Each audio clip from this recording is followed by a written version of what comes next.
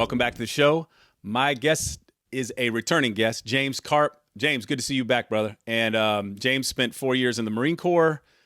How many? I don't know. You're going to go through. I can't remember exactly how long you were a French Foreign Legionnaire.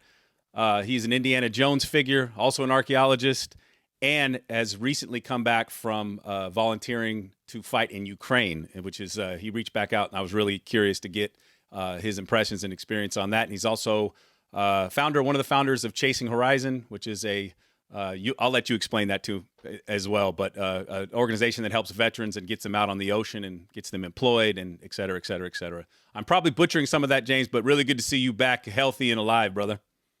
Thank you. It's good to be back. Good to be back. Awesome, man. No, yeah, you did great. Everything was great except archaeologist. I was an archaeological technician. Gotcha. So I only have a bachelor's degree, and those nerds they'll beat me up for stolen valor. Yeah, but everybody else, there only about 4 people will actually know the distinction. You know what I mean? The rest will just say, "Oh my gosh, what a dashing!" And they'll have the Indiana Jones John Williams score playing in their head when they hear that. Well, that's one of those jobs I've been telling a lot of veterans.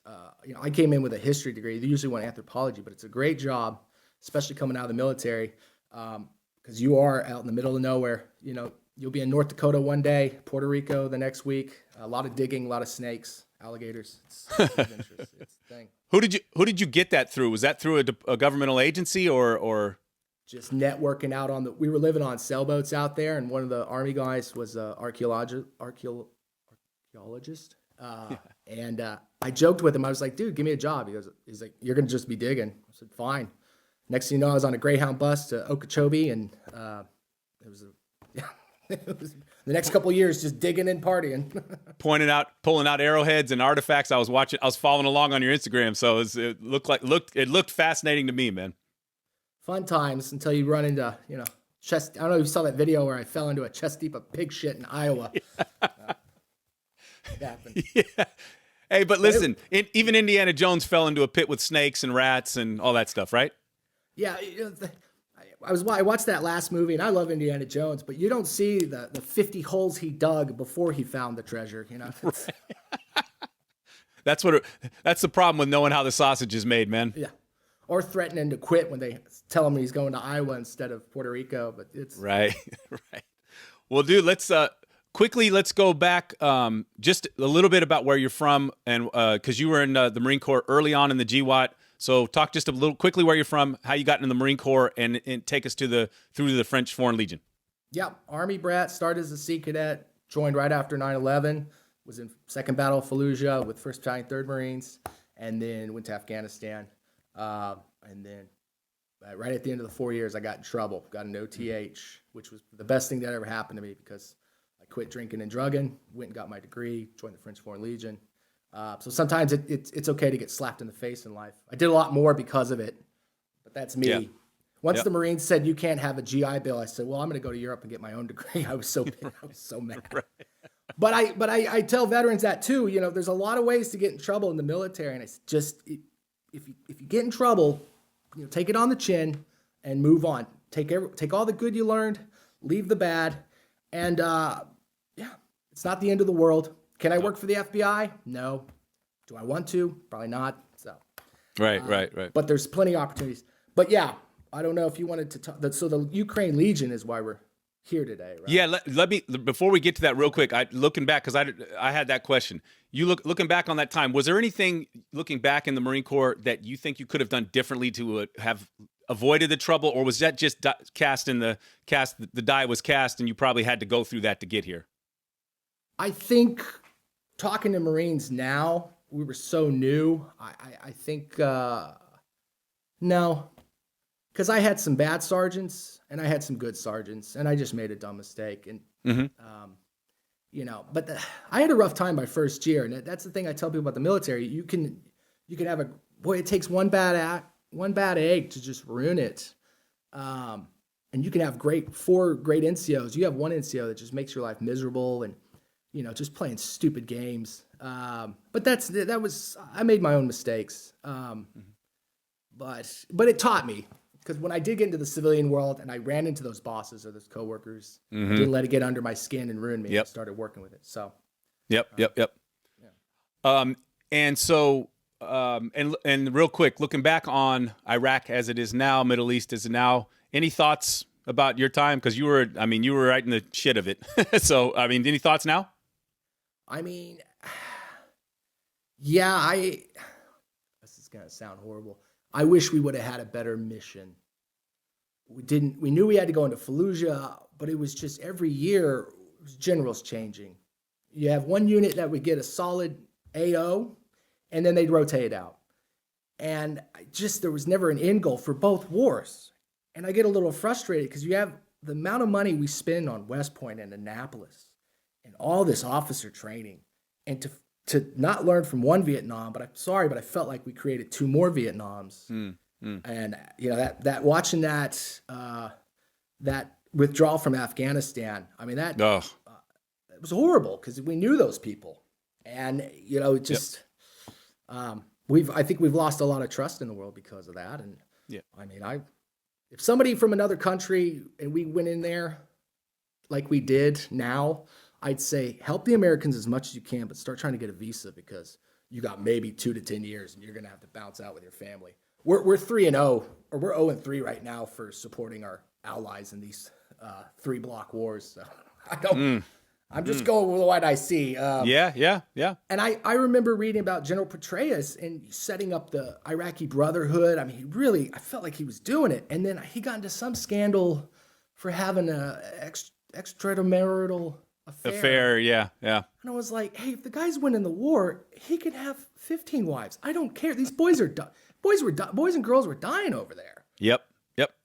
It's silly. It's the problem with, and I'm sure he would say the same thing you said about your Marine experience. He would take it on the chin and own it. But at the same time, if you want to go, I mean, Ulysses S. Grant was a rabid alcoholic, you know what I mean? But Stonewall Jackson, I mean, there's a Sherman, I mean, and, there's a lot of our of leaders in our history that, if you're applying perfection for character, Patton wasn't a saint either, but we sure as hell did need him to win that war. You know what I mean? So it's funny when you hear Patton's voice from his real voice, not George C. Scott. Hey, he talks like this, so we're gonna kill the Nazis. I was like, is this guy all right? He's because we all have that. We all have George C. Scott in our head. But yeah, anyway, your point is well taken. But there was a time. Another thing is I saw a lot of people making money in Iraq and Afghanistan, a lot of contract. And I'm not going after the contractors, but the businesses. There wasn't a need to finish it up. If everybody in your company is making 6 figures, guys without a high school or college education, which is great, but it's really unheard of that they could easily get these 6 figures. There was no reason to win. It became like this, you kept it going because it was a money train for a while. Right. And when Prigozhin from Wagner Group went up to Moscow, everybody was rooting for this guy. And I'm sorry, looking back, and the older I get and I think of all the men and women we lost, I kind of wish we would have had a Prigozhin. I don't know if I'm saying that right. Prigozhin, I think is that right? Yeah, I don't know. I wish we would have had one general just go up to Washington real quick and go, just give us some answers, especially after 5 years. But we went 20. Yeah. Good point. Okay, and then I'll ask the same question about the French Foreign Legion, because that's really where your career takes an interesting turn.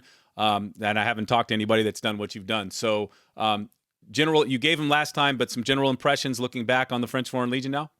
It's changed again because when part of my unit in the Ukraine Legion was French Foreign Legionnaires, and they're great soldiers.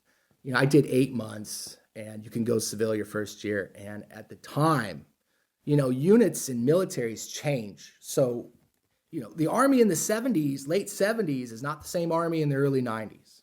There's a lot of drug problems, the Vietnam. Well, at the time, this is all anecdotal evidence. When I came in, the farm was kind of hard. If you've been in the military, you'd be fine. They tried to starve you. Me and the Brits, we just broke out at night and stole food, and we went right back. The only problem is we started gaining weight. And all the other Eastern European guys were following the rules. They're like, why are you getting fat? I go, this ain't my first rodeo, kid. And I'm American. I don't starve. And I said the same thing in the Ukraine Legion. I said, boys, I might not be the best soldier, but I guarantee we're going to find food when I'm around. It's sure as crap. Every time we went around, I was always finding food. I was like, I don't die hungry. Hey, brother, you were following Napoleon, man. An army marches on its stomach, I think it is. Is that the saying?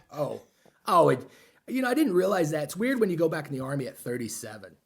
So it's almost a 16-year gap. And I started realizing how many times we're having issues in the field in the Marines. And it was probably just like, we're all hangry. So there's times we're all like, the unit I went to with the Ukraine Legion, we were all older soldiers. I'm going off on a tangent, but No, it's cool. So anyway, talked to the French Foreign Legion guys, and it was interesting because at different dates after they had gone in after, there were a lot of changes made. And that gap in months after the farm, where you're just kind of sitting around 4th Regiment, that's where everybody's just like, screw this. They changed that up. And it was cool because you talk to an adult male, and it's not a pissing contest. And I was very honest about what I saw and what I did, and they would say it. And so I think there were some changes made. I think the French Foreign Legion, I don't know, but it seemed like they were having a lot of people go civil, and they realized a lot of guys weren't going civil because they didn't want to be in the Army. They were going civil in that 4th Regiment because there's this gap where it's just like a month or two. You're not doing anything. You're not even training. Mm-hmm. And I think they've changed that. So I still to this day, anybody I meet that talks about the Legion, French Foreign Legion, I say, go do it. Yep. Worst case scenario, I say, plan though, get a round trip ticket for 3 weeks. That's the best advice I can give you because things change. They do drug tests. If you don't get selected, you can come back. 1 in 8 get selected, and there is a PT test, but the reason it's 1 in 8 is they don't have more positions open. It's like a 6,000 or 8,000 man force. So if you don't get selected, and I've met people, they didn't get selected, went back home. They had to wait a couple months. They came back, they got selected. They definitely got selected on their second round. It's like, boy, if you're going to pay 2 tickets to come out here. Yeah, right. So I definitely recommend that. But I also tell people they do drug tests because I had some Americans go over there, smoke weed, popped on the PP test, and they couldn't get in. So there you go. There you go. Fair warning. Fair warning. Oh, so that takes you back a couple years, right around the time you and I first talked. I guess it was a couple years ago now, and you were doing archaeology, and then Putin decides to do what Russian leaders do and invades Ukraine. So what was the thought process there? Because you just told me a funny story before we started recording. I want to hear it again. Yeah, well, I had taken a vacation to go down to look at some pyramids in El Salvador, and I think that's when the invasion that kicked off. And I had some beers in me, and I texted a couple buddies. I said, I'm going. And I got back to a project in Florida, and I bought the ticket, and I texted this whole work chat group. It's like, I'm probably leaving in 2 weeks, and I'm going to Ukraine. And I sobered up the next morning, and I was watching the news. I was seeing the casualties, and all the memories I'd kind of pushed from Fallujah and Afghanistan came at me full force. And I was like, I started to romanticize my time. All of a sudden I was really better than I was. But reality struck, and I really started thinking, I was like, I don't know if I could do this again. And then I texted the group. I said, no, I'm not going. And like I was telling you, one of my little smart ass PhD candidates made this meme of Ukrainian women crying and said, Ukrainian women, when they find out James isn't going. And I just got roasted in the group chat. And I texted him. I was like, all right, now I'm going. He's like, are you really going to go now because I did that? I go, you made me do this. And when I got hurt by a bomb blast in Kiev, and I was in the hospital, I sent him a picture. I said, is this funny now? He goes, dude, are you okay? I go, this is what happens when you fuck around in a WhatsApp group. Well, as I told you before, when I first was, when you first reached out, and we were going to set this up to do, I was like, all right, I got to talk to James because I've been thinking geopolitics, moral case, ethical case, and really, it was just some guys talking shit to. That's the most Marine thing about you, by the way, James, that you got in to go to the war zone because some guys were talking shit on a group chat. I mean, really, it was, but also I have family in Europe. I've lived in Europe. I feel like Europe is my home as well. I knew it was important, especially during that invasion. That first couple of years, they've stabilized now. Now it's just trying to reclaim territory. But at the time, it was very intense. I was there when that missile hit Poland, and we got put on alert because that was going to be World War II. Yeah. I remember that. Well, the conventional wisdom is they weren't going to last for 3 days. So at the time, I remember. Well, I was in the hospital, and I met this 18-year-old conscript Ukrainian soldier. He spoke English. I learned French, I learned German. I could never I didn't have time for Ukraine. Ukrainian. We were just, it was, you go in, you go. Yep. And, but he was telling me the day of the invasion, he was in high school. And I hate telling other people's stories, but nobody's going to tell his story unless I do it. Yep. And he was in high school when the jets start coming in, the helicopters, the parachute. His dad was like a carpenter or a plumber, I can't remember. Drives up in a work truck. It was him and his brothers in school. He says, "Get in, boys, we're going to war." They'd never been in the military. And I got chills staying back. And they jump in the truck and they go straight to an army camp. Army camp just starts giving out camouflage. You know, they're giving out the Molotov cocktails, four magazines, an AK, and boom, right to the trenches. And he's telling me the story. I couldn't imagine. I mean, my dad was Army. I know we would do it, but I couldn't imagine a civilian family, your country gets invaded. And I still say, you know, for me, the Ukrainians are our modern day Spartans. And they really held the line. You know, there's a song called "Don't Fuck with Ukraine." And yeah, I don't know. It's, yeah, like, don't. Well, you know, I like, you know, you and I talked about it before. I was curious. I know a lot of people have a lot of opinions. For me, the case is a very clear and not simple, but a very straightforward one for our interests. It makes sense on all levels. But that's my own one jackass's opinion. But you know, just seeing what those, like I said, man, I watched a video. These guys, this guy was a science teacher. This guy was a farmer. This guy was and all of a sudden I try to put myself in that position and what Ukrainians have gone through for their entire history. So, you know, the Holodomor, and I'm probably mispronouncing that, but going all the way back to then. And I read about that quite a bit. Had a couple of Ukrainian grad students in England when I was there. And, you know, one guy, I think 8 members of his family starved to death during that time. And then, you know, so anyway, yeah, the case for me, the moral and ethical case and logical case make perfect sense to me. But I know a lot of people have a lot of opinions about it. So that's why I wanted to get, in all seriousness, what was the impetus for you going? And then what was the mechanism for you to join? Like, how did that work? So, you know, the best way to describe it is it's a startup nation. It's really trying its best to get into the European model. It's been hard when you have Russia hovering over you, even after the Cold War. The same thing with the army. You have to understand, and the best way to describe it is, you know, for Fallujah, it took us a month, maybe 2 weeks. Don't quote me on the data, but it took us a while to get 6 battalions to take over 2,000 mujahideen. Mm-hmm. That was one city. So you're trying to take a whole nation, turn it into a 1,000,000-man army to fight off the millions coming from Russia. And, you know, this guy was to put it in perspective, you know, he's a dollar general manager last week. Now he's a platoon commander. You know, he's got the leadership, the infantry he's learning, but it's like, it's taken time, and they're learning as they go.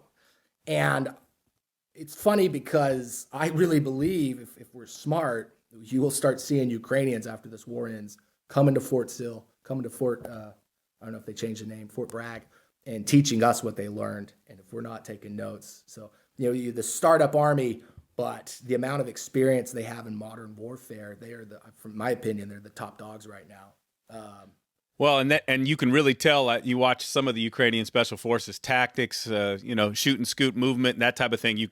Because we've been trained, you know, our Special Forces have been training those guys since 2014, and so it's really interesting. I mean, you really see their tactical prowess, for lack of a better phrase. But now it's like you said, it's going to come in reverse because they've got a lot of they have really a couple years of intense experience for us to learn with too. Now, you know, rather the other way around. That's going to come. That knowledge is coming back to us. You know.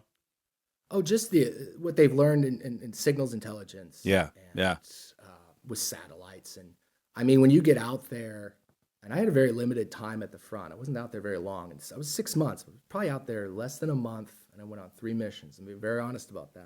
I'll explain why later. But when I did get out there, it looked like something off Terminator. Yeah. Where everybody's in just hiding around, small little groups hiding, there's drones everywhere.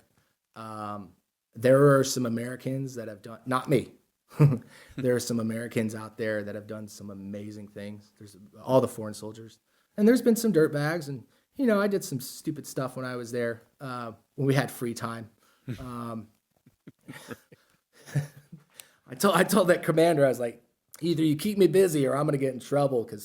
But I actually, well, I'll go through the timeline on that. I don't know how much time we have, but No, we can go wherever you want to go with it. Yeah, I wanted, because I do want to know, like, for those of us, the vast majority of us, we don't even know how you would go about doing something like that, right? Like, who did you contact? Somebody on the internet? Did you, that type of thing? so it's, this is my experience from August of last year to March. It's changed. It's changing. They're making it more streamlined. The best thing I would suggest is either go through the Ukraine Legion website, give them all your data, and then they'll call you on WhatsApp, do an interview, and then they'll say, come. But even then, now they're starting. From what I've heard, I still have friends over there. They're testing people. Mm-hmm. And at first part of the war, I came in probably 5 months after. They let everybody in. So there were civilians. I met an American who had never been in the military that went over there. But he was early 30s, real cool dude. But he had been in construction and he knew weapons. So he kept his mouth shut, ears open. He was probably one of the best soldiers they had out there, which was interesting. Because you think you have to go to boot camp. But I think you have to go to boot camp to make, if you're going to bring 10 civilians, you want all 10. But if you're going to sneak 1 or 2 or 3 in with a bunch of soldiers, they're going to learn real quick. So that was interesting to see. But people ask all the time about military service. I was like, they say, I don't know if I could do it. I said, well, look at your civilian career. Do people like you? Do you work hard? Do you dick people over? I said, then you'll be fine in the military if you ever had to do it. If you're a dick in civilian world, if you screw people over, you're going to do the same shit in the military and nobody's going to like you. Yeah. So it's really a character thing. So there was, but if you're a civilian and you want to go do it, I would suggest going through our military first. Now, I don't know if they're taking civilians anymore. I think now you have to have at least some sort of military experience. Don't quote me on this, but I would definitely go through the Legion before you buy a ticket. And then the problem is also the original team I was with, we were a bunch of old soldiers, old French Foreign Legion, Otapima, Uruguay Commandos, Irish. Interesting. But there was also guys that were meeting people on the internet that had already established a team. They were flying directly without going through the training at the Western camps, jumping on the training, jumping on a team in the city, then going. And we did about, I want to say 6 weeks of just familiarization. And those guys were going straight in. So we did about 6 weeks of training, which was really good training we needed. We're all old soldiers. Sorry, real quick. Who's conducting the training? And you mentioned a few nationalities. How many who are you seeing from all over the world? Americans, Brits, French. There were some Germans, Irish, Uruguay, Colombians, Israelis, wow. Russians. Russians. Moldovans. Yep. Yeah, they have a whole Russian Russian Legion. I saw that. Yeah.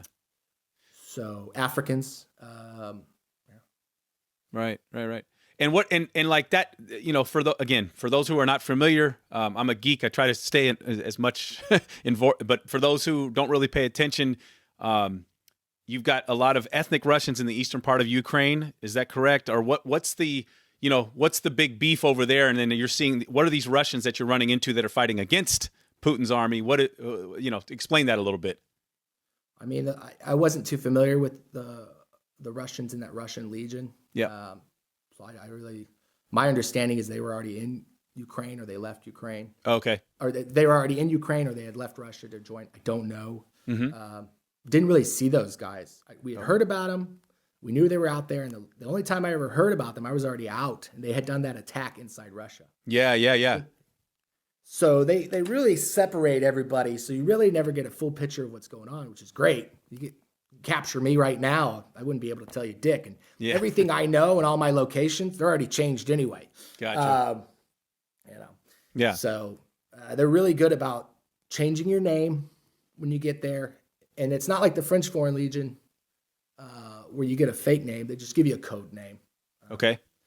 Just in case, just to protect your security, especially at that time. Now you can, I'm online. If the Russians want to waste money to poison me, it's a waste of poison. I give you like 15 other people you should be able to waste your money. Poison's expensive, but you want to go after a 38-year-old broke dick archaeologist. Good on you, Putin. But With so that, I got to tell you this. Yeah. I got to tell you this funny story. This American Marine came in. We had already had our team. He came in a little bit later. We all had our nicknames, and I just picked an old name from a company I used to work for. And he came in, and he was a younger guy, good soldier. I'll tell you that much. He lost his leg, but he's a killer. But when he first came in, I said, "Hey, did you pick your name?" Because there was a tent where the commanders were, and he said, "No, I'm going to pick it later." I said, "You need to pick one, or they'll pick one for you." And I went up to the Irish sergeant, and I said, "Hey, I want to mess with him." He goes, "What? Don't bust his balls, They can go home if you're fucking mean." I was like, "I'll be good." I walked back in the tent. I said, "Hey, did you pick?" I said, "Hey, Rape, we got to go get some machine guns." And he goes, "What?" I was like, "Rape." He goes, "What do you mean?" I was like, "Yeah, I told you you're going to pick your name, man." He was like, "What if I get interviewed or die?" So he runs to the commander to tell him. The commander thinks it's hilarious. They actually gave him another nickname, but for the longest time, the commander would call him Rape. He's like, "Stop that. You better pick your name." So anybody going to Legion, pick your name or they'll pick one for you. But there were solid, good guys out there. But when you get in, this is my experience, and it might be changed. So before you go, do some research. They do have equipment. I came in with, I didn't bring any tactical gear because I would already talked to somebody. He's like, "No, they got tactical gear, but bring jackets, cold weather gear, just when you first move in." And so you're going to get equipment. But I had lost, British Airways lost all my gear, and they wanted me to wait like 7 days in Poland. So I had taken a taxi to this, basically like a sports shop. And I was like, crap, what do I need for a war? And what can I find at a camping store? And I was actually pretty impressed. In 5 minutes, I was pretty geared up to survive in the infantry. But that was the thing. And then once you you came through you came through Poland? I flew through Poland. I did it the stupid way. I went through Warsaw. There's better ways to do it.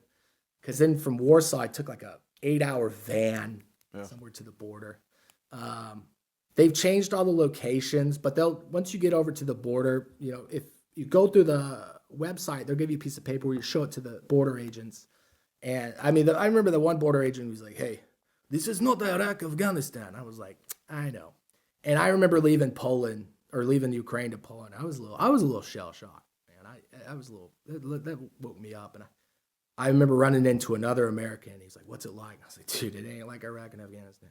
And it's not fair because we lost a lot of, war's war. We lost guys. We lost 50 in Fallujah. Lost, I think 12 in Afghanistan. It was bad. It's just this new war. It's the artillery. And I've been hit with artillery. I've been hit with American artillery, 155s, before on us. But the way the Russians do it, it's just so extreme. And it's World War I, where I was at, trenches. And it just, and then you get back to the rear.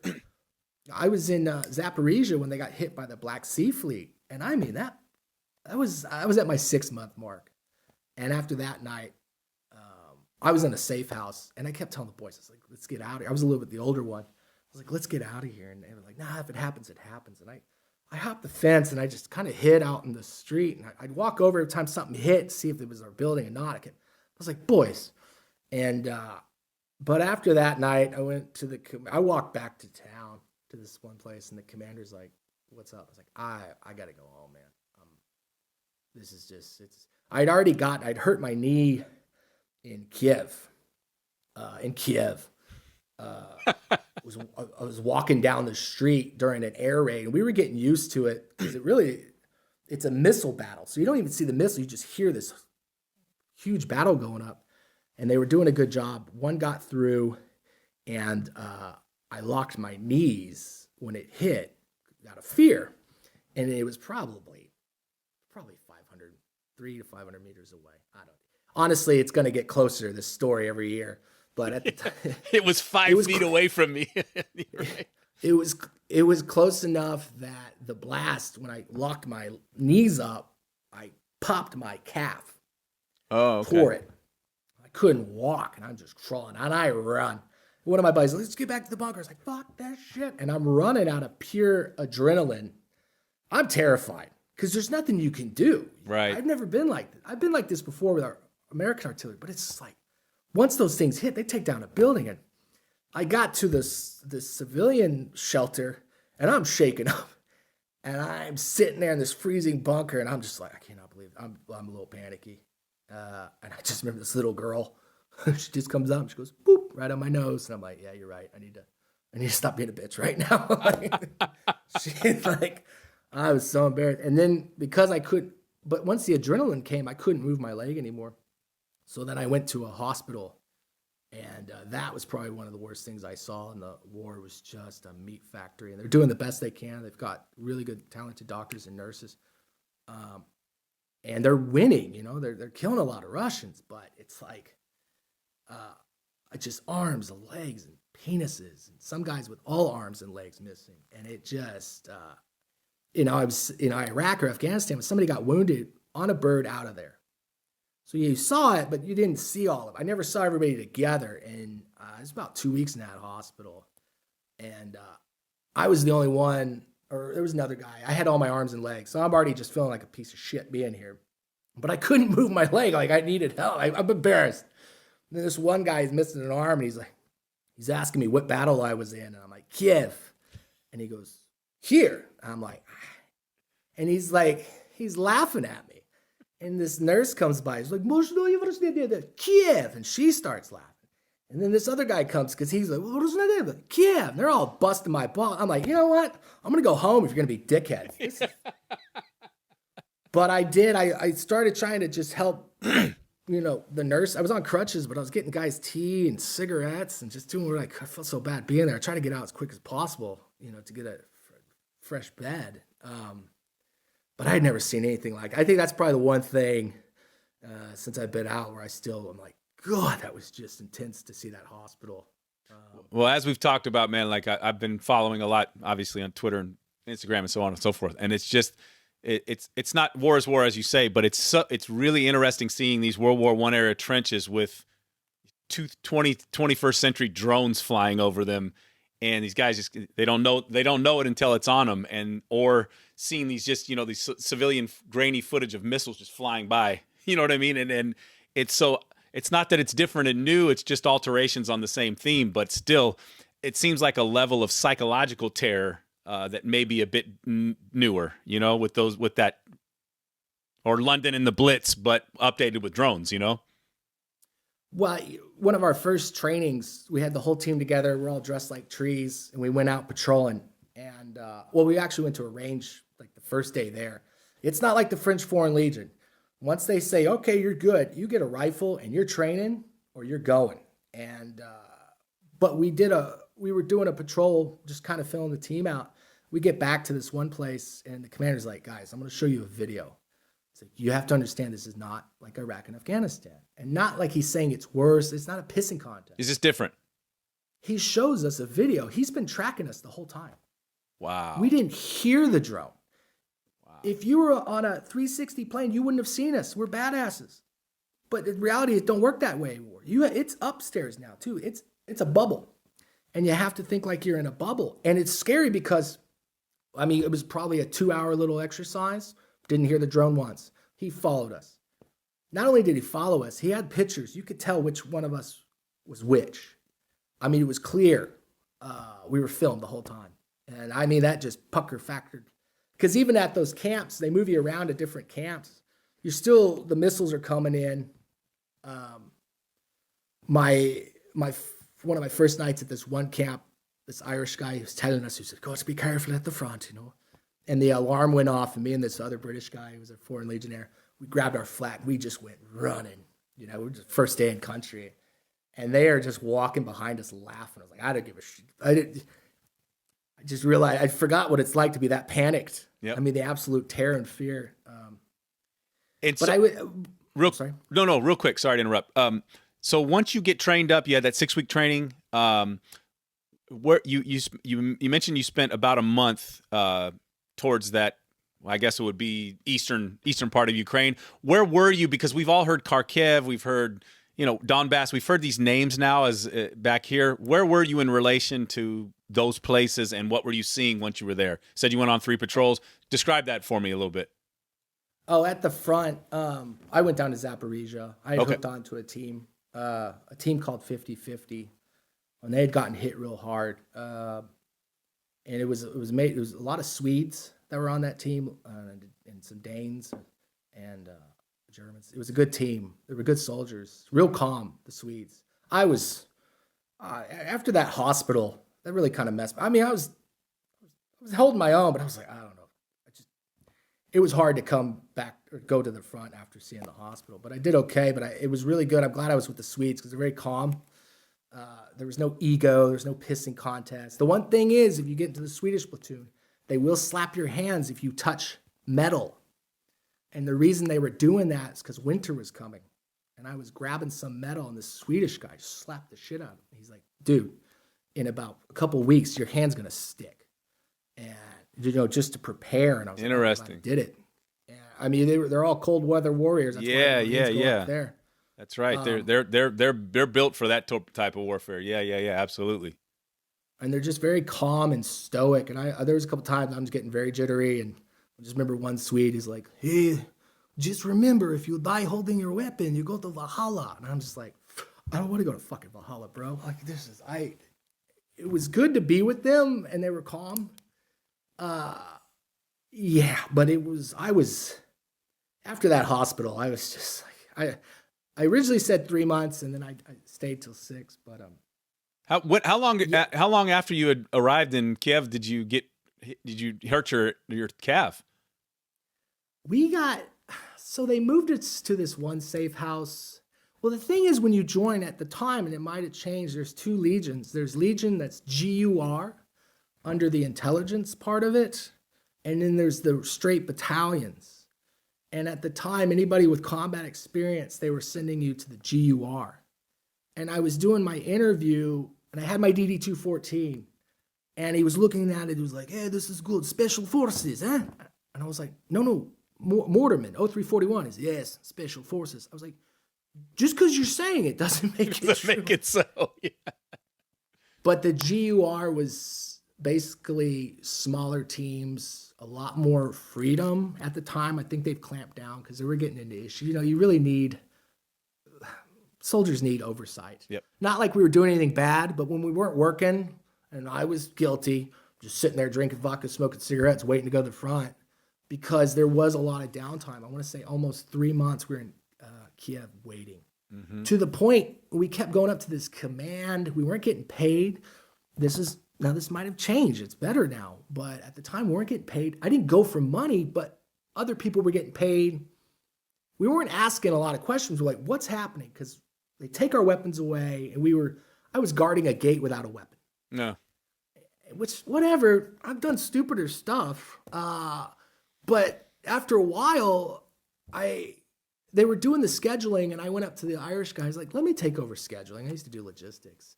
And instead of doing it once every hour, I was like, we'll do it 2 hours every 3 days. And then we go out in town, because we all started getting on Tinder. Yeah, I was going to say, they're very fetching looking young ladies over there. So I got on Tinder. I was going on dates. And that's what I want to ask, because we tend to think of we see these footage and it's all of the front line, but Kiev is still very much just a working capital city, no? It is, but it's still getting hit. That within the first month we weren't getting orders, so I would do gate guard. I would do, if there was a little training they wanted to do, I would do it. I tell the commander, I was like, because some of these guys were running out of money, so I used to teach English. So I went and started teaching English in the city to all the schools. Mm. And I was getting cash, and then, guys needed, they feed you and they clothe you. Yeah. But, guys need beer money or cigarettes and stuff. And, or maybe they needed some extra gear, and I would hand out some cash. But it was weird because I would get done. I'd still be in my uniform. I'd take a taxi, go teach some classes. But even then, I remember teaching classes, and then the missiles would start coming in. And then you get all these kids in the bunkers, sweaty old Soviet bunker. And it's like, one little girl, she's like, I have to go pee-pee. I was like, you got to be kidding me. It's like, what do you think of, right now, you couldn't have peed before the Russians came. And it was scary. I mean, I think that it's weird because kids are so resilient. It just became a part of their day. I I felt bad because at the time they're like, how many Russians do you kill? And I was like, right now I'm just kind of sitting around doing nothing. Like I didn't lie to people. I wasn't BSing. No, it's just it's such a different life for it. That's why I wanted to talk to you. One of the reasons is because, again, we are so far removed, and I think a lot of times when you have these kind of far removed, very strong, passionate discussions about these issues, you realize at the end of the day, there's a little girl in an old sweaty Soviet bunker that just needs to pee. And I think, any of us are her parents, that kind of hits me right in the feels, because, that brings it home that this is these kids' reality, for the last couple of years. What I would say though, and this is my story, because there were some guys that went straight in GUR, got into a team, and they went go. We had got selected for a team, but we got to a point where they were redoing it, how they were doing it. So they made us go through the security check again.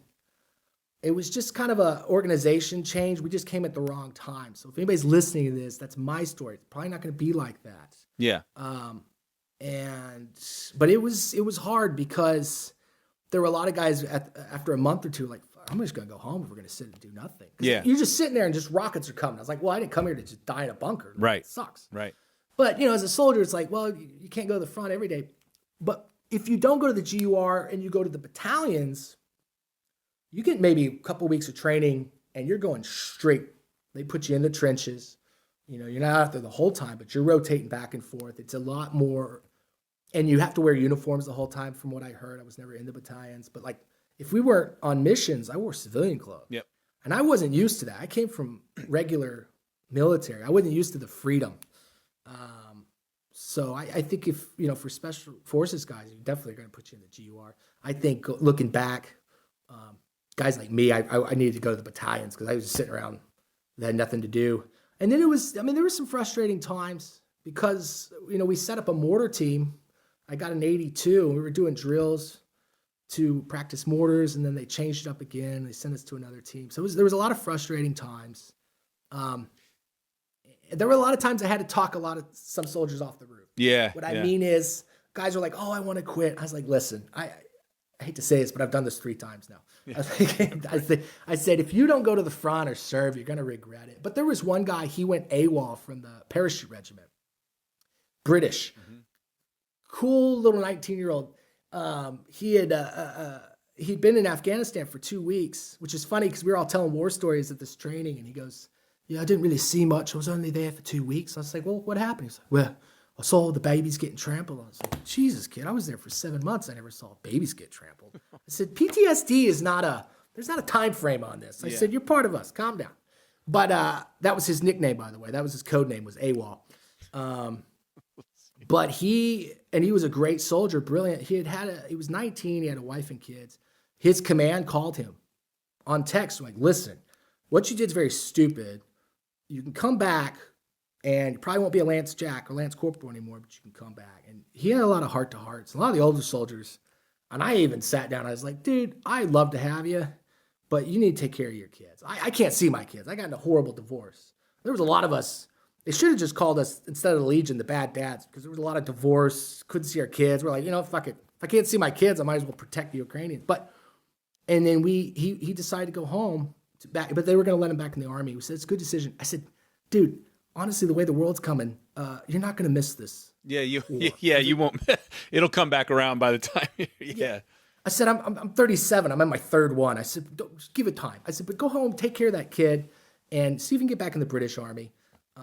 Because at the time, we were still just waiting around and we weren't getting feedback, which was it sucked. Mm-hmm. But it's not a critique. It was just that's what it was happening at the time. Like I said, I've heard it's streamlined more. They've gotten better. It was just, if you're going to invite foreign soldiers, I think you should. It really showed how much the reasons for this war were right.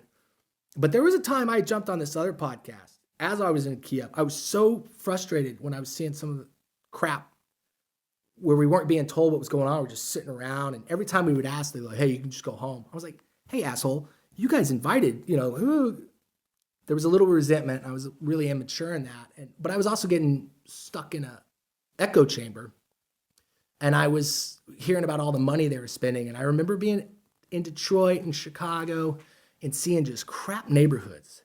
New Orleans, Jacksonville. I mean, all these crap neighborhoods that look worse than some Middle Eastern neighborhoods. And I don't know why as a country we've just grown to accept that we can just spend. And I love Israel. I support Israel 100%. Yep. But it's like, those guys have like a $500 billion economy. They need $20 billion now? Yeah. I was like, give me 2 seconds with that. I know some kids that need books and food. Yep. So I still have that resentment. Yeah, that'll take me to it, because I do want to get your thoughts on, and this is you put on your pundit hat, whatever you want to call it, but I am curious your opinion because you did go over. So what do you say to those here who basically make your argument, right, and say we don't need to be spending money over there? We don't. I mean, it's about 2 to 3% of our military budget's going to Ukraine. At the last I checked, which is to degrade the Russian army. For me, is a good deal, but maybe because for me it's not a binary choice between either spending it in 10 miles away from me in Watts or spending it in Ukraine to defend their country, because we can walk and chew gum as a country, and I hate that. For me it just exudes weakness and in effect that we can't do both. But what is your opinion? What do you say to those people that maybe have objections? Sounds sick, but combat wise and defense wise for our nation, we're getting our bang for our buck. There was reports of Ukrainians selling weapons or trading it. I was there. I got paperwork because I was doing logistics after I got hurt again. Getting stopped by cops, checking my weapons. I'm not saying there's not corruption, but I also was in Iraq watching, contractors sitting on a little tower making 6 figures while Johnny National Guard gets his dick blown off for $50K. So, right. I would say they're trying their best. I say they do go after corruption very hard because they know the world's watching. I think we're learning a lot. All of our weapons are HIMARS. We could train for 50 years with our HIMARS and we wouldn't get actual combat data. You can go to NTC, but it's still training. And when you have combat data, you can see what it's like and they're well-trained soldiers, how they handle their HIMARS systems under actual combat stress. And you really get a feel of how effective the weapons are. So, yeah, definitely, we're getting a bang for our buck. I would go back to the American military. Maybe because I feel like the money there is actually killing our enemies. I'd go back to our military now, and I would start ripping heads off. Why is the Navy changing their uniform? Again, how many freaking uniforms does each sailor need? I could go to an Army base right now and a Marine Corps base, find a bunch of freaking privates sitting around smoking, go, you know what? We got some projects, public works projects. We could use some labor, and we teach you a skill, learn how to weld and be a machine gunner. So, and that was my opinion now. And I think I'm going to hold on to that. At first I was getting frustrated with Ukraine, but I think, and I was dating, I still am dating this girl that is a journalist for a European network, which was wild. And because I'd be sitting on her house, I'd be sitting smoking, drinking beer, and she's out doing a live report from Ukraine, and I'm sitting at the window putting my nipples on the. Well, what did she did know she was dating a Marine, right? Like, she knows that, right? Yeah, she did. She was like, I can't believe it. We did get, yeah. And that's not a casting aspersions on Marine. I say that with a little bit of pride because I tried to join as well because I'm equally a slapdick as well. So anyway. Even there were times where the Ukrainian commanders we were doing drone training, and there was another American I didn't like. So I would do the drone up, and every time he went to grab it, I would move it up. Vroom, vroom. After the 5th time, he's like, drop the drone, you motherfucker, real loud. And the commander's like, Amerikansky, stop making so much goddamn games. And I was like, sorry. So there were times where they got a little annoyed with us. You make too many jokes, bastards. I was like, all right. But the training was pretty intense. And we had commanders, we don't really know what they did. We just went with a code name. I don't know what branch or what rank they were. Their code name, he knew he was in charge. But the first day on the range, we're sitting there with AKs, and we're doing a concussion drill. This is real. I did some pretty good training in the Marines, but this stuff, it's safe, but it would also make any coyote or any range officer lose his shit. Because that one commander, he looked like, we called him the professor. He had glasses. He was smoking a cigarette. And he sits there with the AK, right? Probably 5 inches from my face, out of nowhere. And it was great training, dangerous. It was great training because you just get the bullets. Oh God! Because everybody's a warrior when there's nothing going on around him. So I would say that every foreign fighter was getting training on stingers, javelins.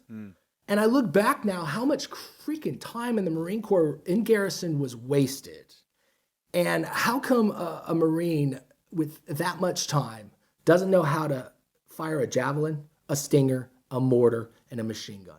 There's no reason that everybody can't come out. But it also, instead of doing freaking barracks inspections every freaking other day, and that's where the special forces, I think, is different. Never got to work with them, is they have time to just keep training. And sometimes in regular military, you just see these stupid games. It's like, you know what?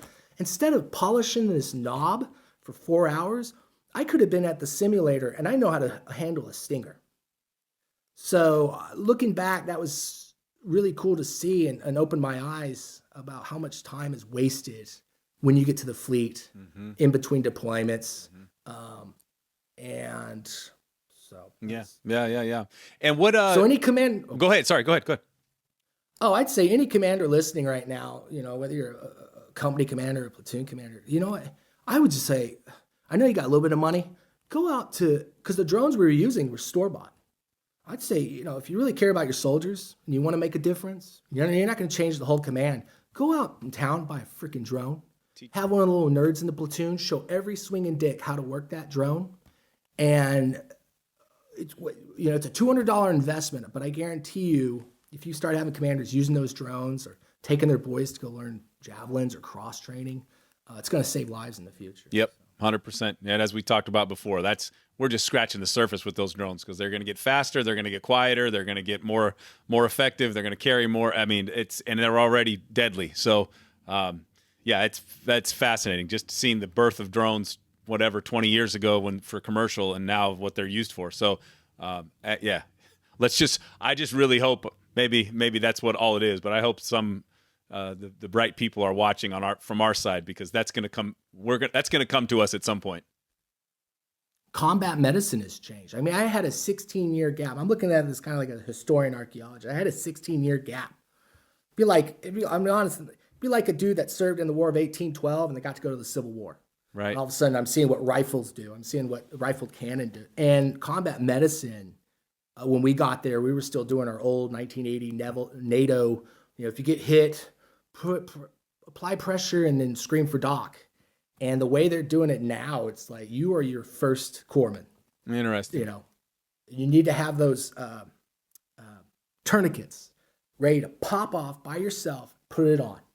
And I remember they had a sergeant that was a medic with the Ukrainian army, and he was very aggressive. He wasn't a dick, but you could tell he was stressing. He just got back from the front, and he was like, sometimes you get foreign troops and a little bit of a pissing contest. He was like, boys, I don't want to hear your shit. I'm going to tell you how you're going to survive. You can listen, or you don't. I don't care. It was like with cleaning weapons. One of the first days we cleaned our weapon, we went to the commander to inspect.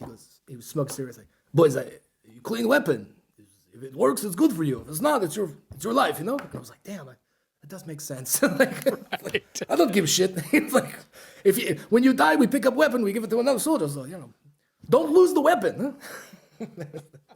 But there was some nerdy stuff we were doing, and a great group of guys that came over there. A lot of, I don't really feel like I did a lot in combat, actually. I mean, I did a couple of recons, 3 missions.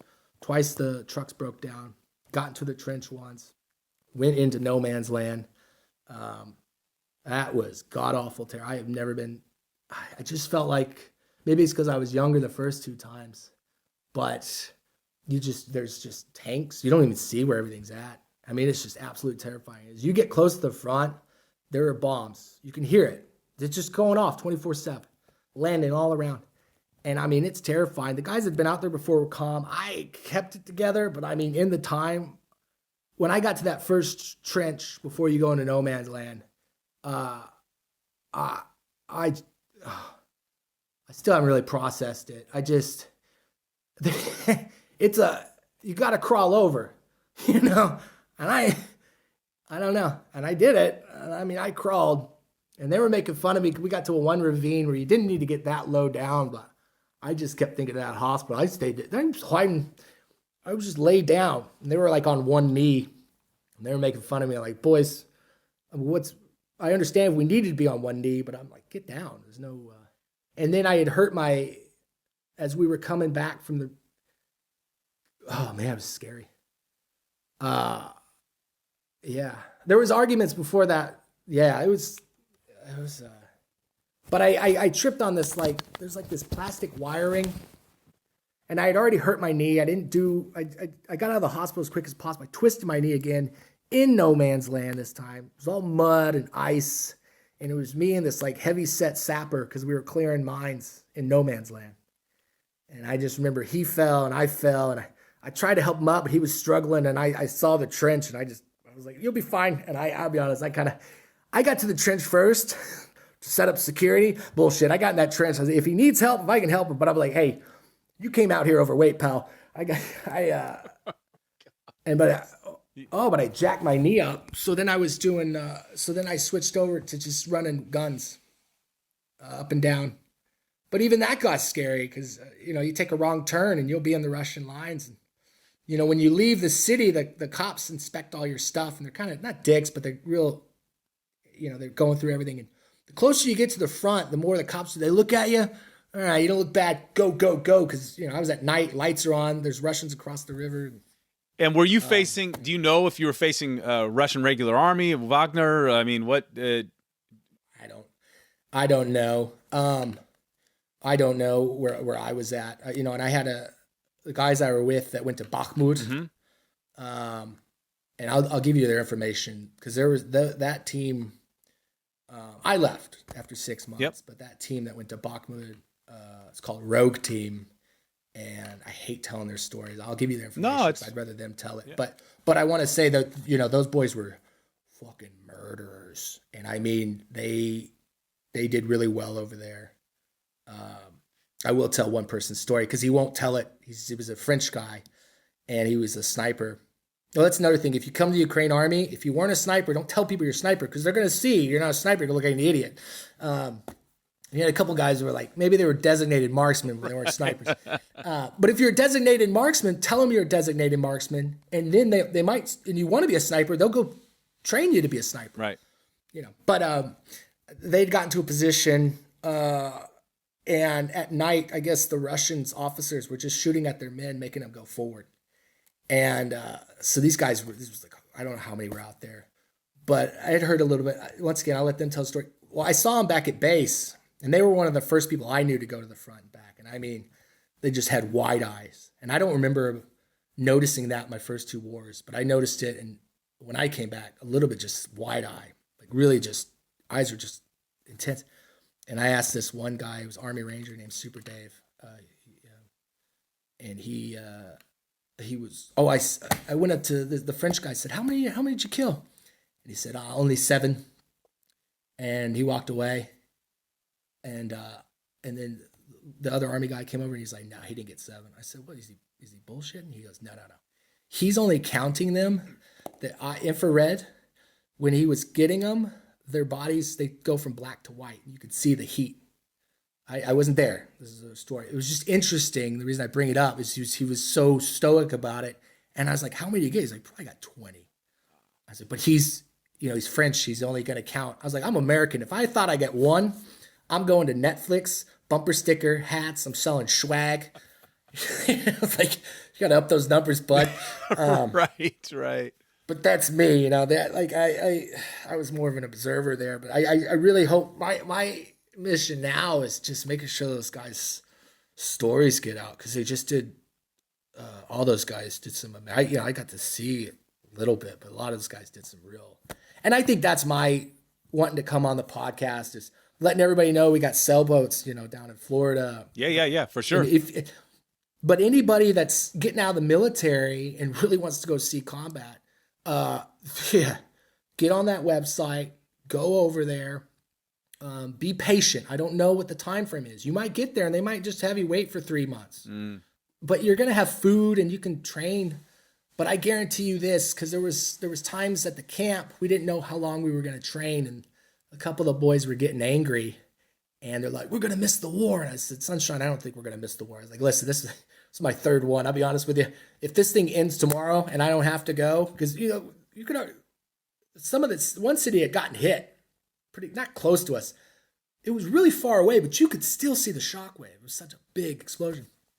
And I was already like, well, if they close this one down, I'm ready to go home. I really forgot about it.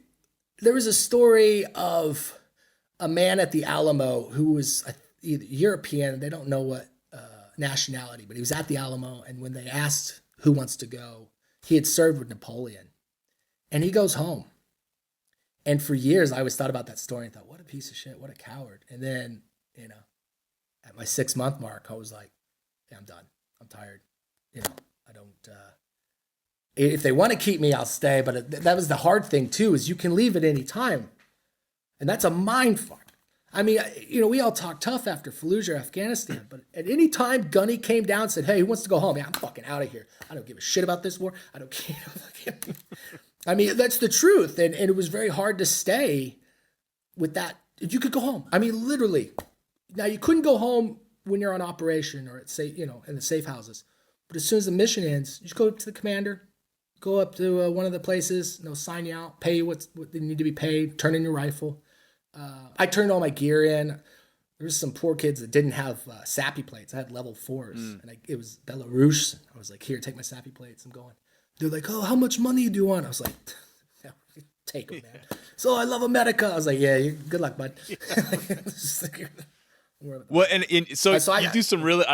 By the way, you have a side feature as a voice artist with impressions. But you do some good impressions. What you've referenced some Ukrainians. Anyone specific that you want to single out Ukrainian side that sticks out to you, or funny, weird, heroic, whatever? I mean, it was just all of them.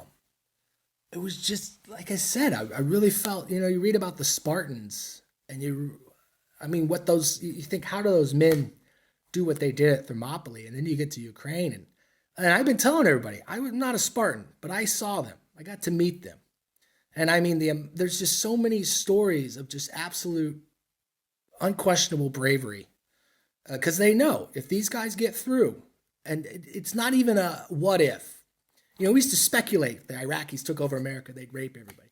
Yeah, that would happen if they could. The Russians can really break in, and they have proof, documented proof of rape rooms.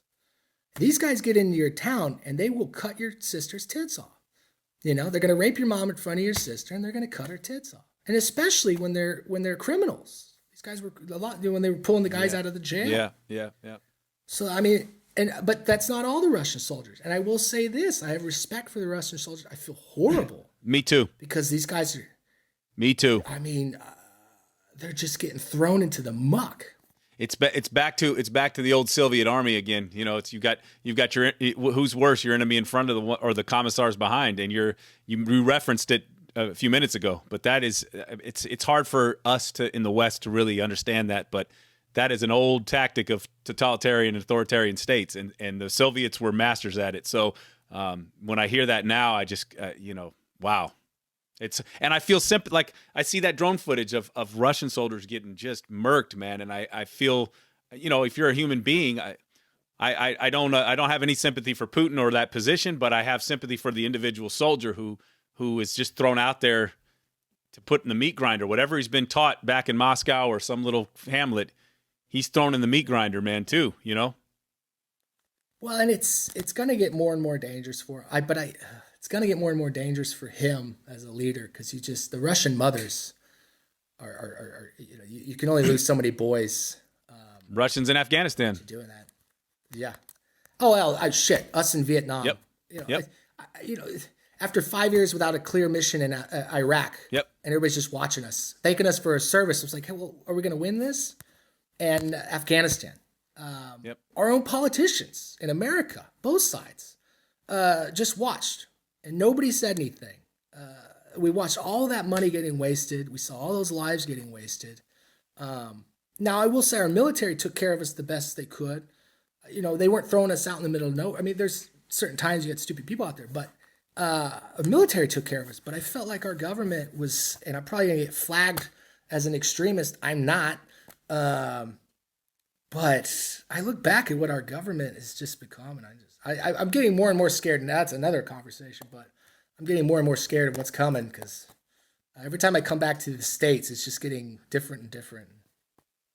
Well, reverting to type, man. We've lived through these type of periods before, believe it or not. So it's you and I grew up in a holiday period. Let's put it that way of history. You know what I mean? Oh, 100%. So 100%. it's I always tell people all the time, like, I can't believe this. This has never been more acrimonious. I said, nah, actually it has. We had a long vacation from history, so I agree with you 100%. Things are, I might be too old to be involved, but I have a couple of young kids, so it's I'm gonna have to have that conversation with them because it's coming again.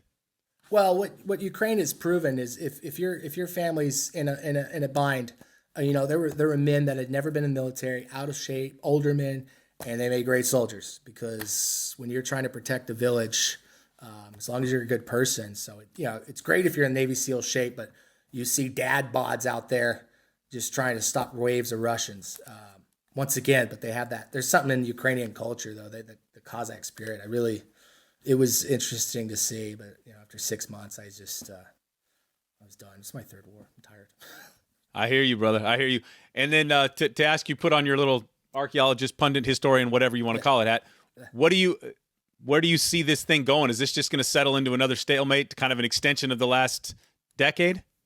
I mean, right now, we're looking at whoever is going to win this election. Where's the funding? Yeah.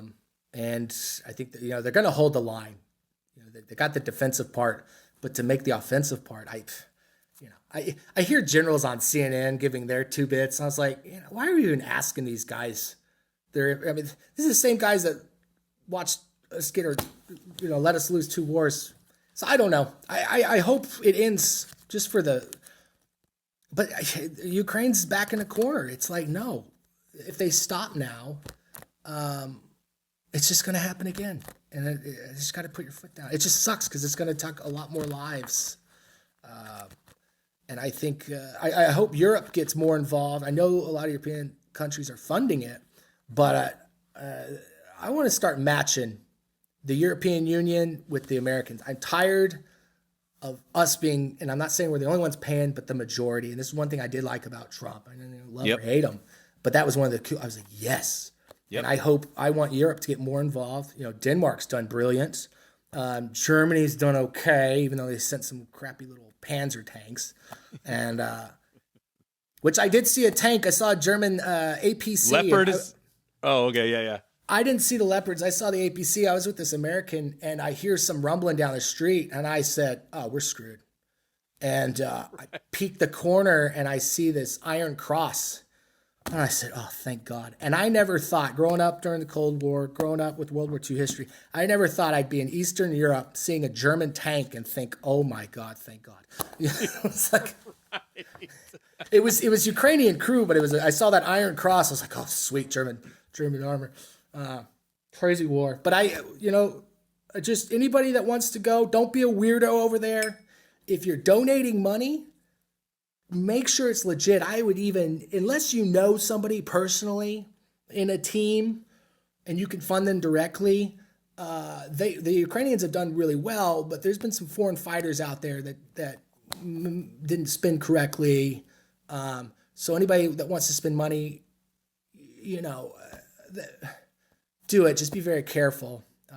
You can get scammed out there. And it sucks because it's not the Ukrainians. There was an American that scammed my team out of a truck, took all their money, and I said, give me his information. I was in Texas. I start texting him. It's like, hey, I'm in Ukraine. I had already been out, but my team was still there. A couple guys I knew.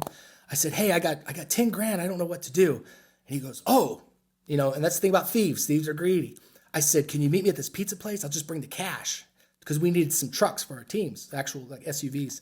And I had my boys meet at this pizzeria and sit them down, got the money back. And they called the cops, but that boy's lucky because those boys are killers. And they could have made him disappear and I'm not trying to talk tough. Yeah, I'm telling you, you can get disappeared real freaking quick in Ukraine. You start screwing around with the Ukrainians, the money, thing like that. Well, and I also, you referenced it wrapping up, but you referenced it. It's like when I hear people talk about the Ukrainians as if, oh, they're corrupt, unique.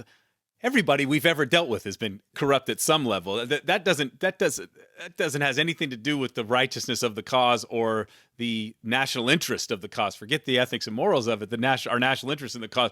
But I hear that it's just something. I mention that as an aside because I hear that a lot. And well, the Ukrainians are corrupt. See, no shit. I said, but what's corrupt? I mean, everybody is. I spent a lot of time over in Southeast Asia and China, and I said, come on, man. Like that's standard out. That's SOP, man. You know what I mean? And well, but I know they had, in the past, they had a history of corruption, but that's why they voted in Zelensky. That's why they've tried to make all these changes. And that's why now there's a buttload of paperwork to pick up 50 AT4s where it used to be just grab and go. So I saw them trying, which is good to see. I wish America would have gone into our wars and really gone after some of those big firms and see what they were wasting taxpayer money on. 100%, man. No, and I only mention that to say that that's nothing unique about that. There's just, and it doesn't justify it. I'm just saying it's as if that nullifies the whole project just because there is some corruption. And I just kind of go, dude, I talk about missing the forest for the trees as far as I'm concerned. But anyway, in any event, all right. And then to wrap up, dude, you still have you mentioned chasing horizons. You still have that going. You're in Europe now, but any plans to go back to Florida, get that going again, get involved? Yeah, I'm just spending Christmas in Denmark with the girlfriend, going back to Florida. If you put my Instagram on there, just anybody wants to DM me if they got questions, if they want to talk to some people that are actually in teams, DM me. I'll give you their information. To get better side, and then I'll give you, if you want to interview those boys from Bakhmut and Rogue Team. Those boys, anybody you want to pass along to me, dude, I'm up for interviewing for sure. But and we can discuss that after we finish here. But I just want to give you a chance to plug your organization there and what you're doing. Like talk about it. What is it? What's the mission of it? What do you want to do with it? Yeah, chasing Horizon was always about just getting veterans to come out. We live on sailboats. Rent's cheap. $500 a month, get you a sailboat if you want to buy one, or if you just want to spend the weekend or a couple weeks. We branched off, and like I said, Kyle set up a company within that called Bravo Marine. So if you want to learn about working on boats, diving, and getting paid, we can work that in too. And it's cool. We go, like I said, we got 4 in right now, 4 guys, and everybody's got their own boat, and we barbecue and. It's just really relaxed. It's like a bunch of old guys that go to one of those retirements for soldiers, but it's fun. Like we go and do stuff, But we're not sitting there. We're not sitting there on Facebook smoking weed, drinking all day, and just complaining. Like we're coming out and doing stuff, and that's important. So and a common theme in talking to people such as yourself who've had your experience over these last 70 whatever episodes I've done has been a lack of camaraderie, lack of sense of mission. And not a kind of a mission forward. And what you're talking about provides all those things. You're outdoors, you're doing something active, you're learning a skill, and you've got that old brotherhood / camaraderie back. And so that's why I wanted to give you a chance to talk about it, because if people reach out, because that's Anyway, I think it's a great cause for vets who are looking for, like you said, sitting there on the internet, cussing and smoking and drinking and solving the world's problem on their keyboard rather than getting out back into the fight. In other words, Yeah, definitely. Yeah, well, I appreciate it. Appreciate your podcast. Keep up the good work, and let me know whatever you need. Yeah, absolutely, James, man. Really good to talk to you, and good to see you back in one piece, brother. And hopefully we get a chance to. We originally want to, if you can make it out to LA, man. We'll get into the studio together, man. So yeah, definitely. I got to head out. I'm about to miss a birthday party or a Christmas party, but I'll hit you up soon. Yeah. Absolutely. Good talking to you, James. All right. Bye, brother. Merry Christmas to you, brother. Later. You too. Bye bye.